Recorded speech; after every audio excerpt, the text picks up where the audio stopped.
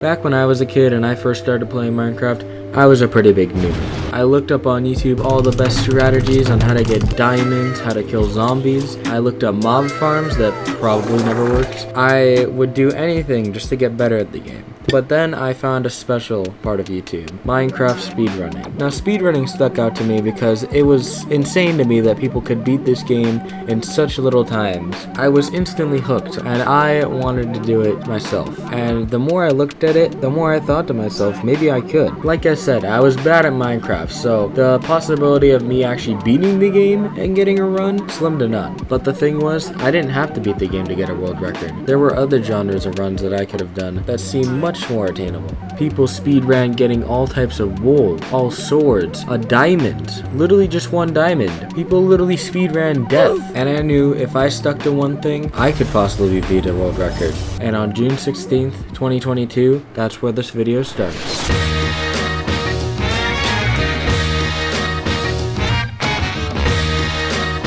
To be honest, I thought this was going to be the easiest part of the video. I could just go on YouTube, find a run, and I would be able to do it. But turns out, I suck at a lot of stuff in Minecraft, man. But before we go over how I got the video that I was going to be, I have to go over some rules.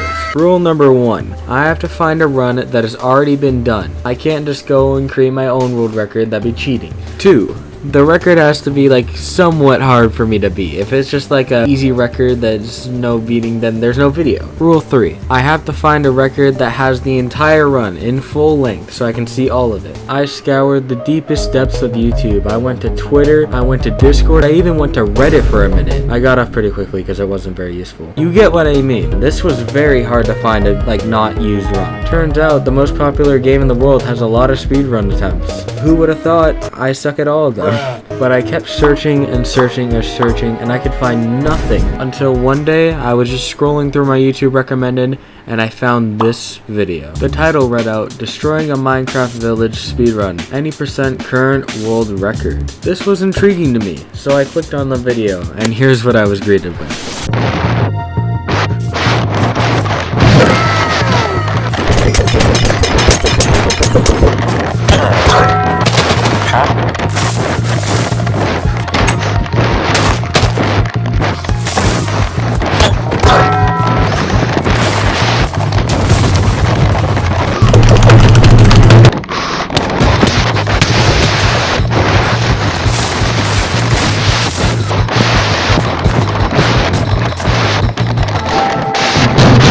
Now you're probably thinking, Tyler, what did you just show me? And I would agree with you, but think about it for a second. It fills all the requirements that I was asking for. It's a full video in its entirety. It's not me setting my own record, because obviously it's already been done. And 4 minutes 47 seconds, that's gonna be hard to beat. So the more I thought about it, the more I realized that this was probably the run that I was gonna have to do.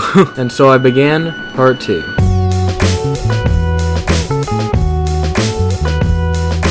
Part 2 is where things get a little weird. Finding the seed was surprisingly easy, or so I thought. My main goal was to find a village that was slightly small, but mainly had a desert temple, because I would need the TNT to blow up each of the houses. And so I had found that perfect seed, and I had already started doing runs on it. But then after doing 3 or more runs, I realized this was not a good seed. The TNT barely blew up any of the houses, the village was way bigger than I thought, and I had to run super far to get to each of the houses. So I quickly realized that this wasn't going to be the one. But that was when I learned about 1.8. 1.8 has much smaller village generation. Every village is like 10 times smaller than the normal village. And so I quickly looked up Minecraft village seeds for 1.8 and I found this godly seed. The village was staggeringly small. It had only 2 houses. 1 a librarian's place and 2 a blacksmith. This was good because in the blacksmith chest had an iron pickaxe, 3 more pieces of iron, and bread for food, I guess. I don't know. So I knew that this was going to be the seed that I needed to use.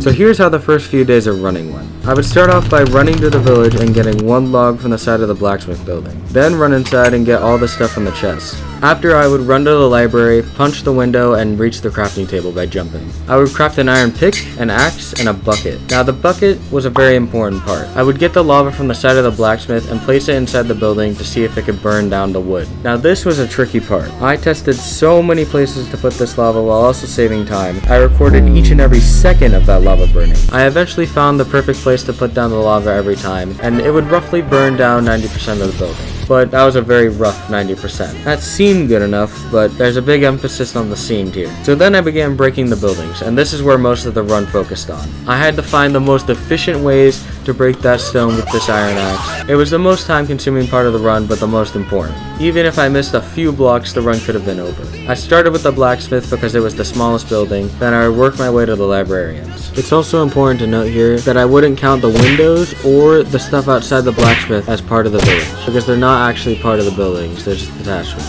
And if I were to try and break those, my iron pickaxes would break. And that's how the run stayed for a while. I would just keep repeating this run until I could achieve pure perfection. But I slowly realized the more and more I did this run, perfection on this wasn't going to be enough. I had to change the way I was running, or else I was never going to get the world record. I searched YouTube and Twitter and Discord all again for useful glitches that could help me with the run, and it was leading me nowhere. I continued to run the seed so many times. I would spend hours a day just doing runs, focusing on what I could do differently. The more and more I ran, the more I wanted it. The time was inching away, and I could see the world record in my grasp. But this would soon prove to be my downfall. I was burnt out. When I got up in the morning, I dreaded doing these runs. I didn't want to complete this video. I wanted to quit, put a pin in it. So I took a much needed break. I spent a week away while I was on vacation just thinking of how this run could be improved. I thought about this video and if it would ever be made. But when I got back, I was more ready than ever. And that's what leads us into part 4. After arriving home for vacation, I instantly started grinding the run again. I tried to find little things that would make the run go faster. For example, I would set the game mode to hardcore at the start of the run so that the village would burn down slightly faster. I learned that if you crafted the tools at the start instead of just doing them when you need to, it saves around like 10 seconds. The more improvements I started to make, the lower my time got. And those improvements are what eventually let me get a sub 5 run. It was during this run when I made one crucial improvement. As I ran up to the village, before breaking the wood at the side of the blacksmith, I'd run up and try and punch out a piece of gravel so I could get some flint. Getting the flint let me make a flint and steel and also save enough iron to make another iron pickaxe. Then the run would go just like usual.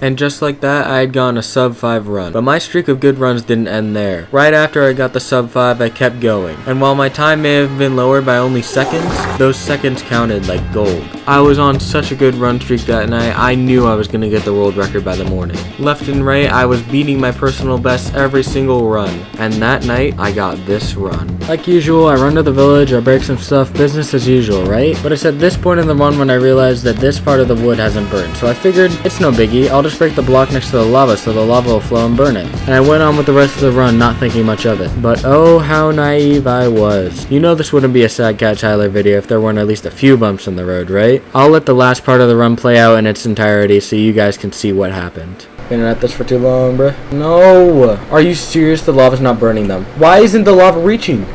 Oh my god, this would have been it. This literally would have been it. This would have been the world record. No way. No way. No. Bruh. Why didn't the lava... The lava clearly could have spread. So yeah, needless to say, I was pretty mad. Rightfully so. That lava should have spread. I don't know what happened, and I still will never know to this day. After that, I thought I'd get off for the night, get a good night's sleep, because I had a lot of running to do in the morning. But after that night, the runs didn't seem to get any better. I was at a standstill with my abilities. The more I played, the shakier my hands got, the higher my time went, and the slower my gameplay was. I didn't know what I was doing wrong, and I just kept doing runs, trying to figure it out. Dozens of failed runs, messed up attempts, and villagers killed. This video was slowly slipping away. Everything that I had been working for 3 months was starting to fade away. I kept running and nothing was getting better. The run at this point was causing me genuine mental stress. But I knew I needed to keep going. And after hours and hours of killing horses, massacring villagers, dying in lava, I finally got this run.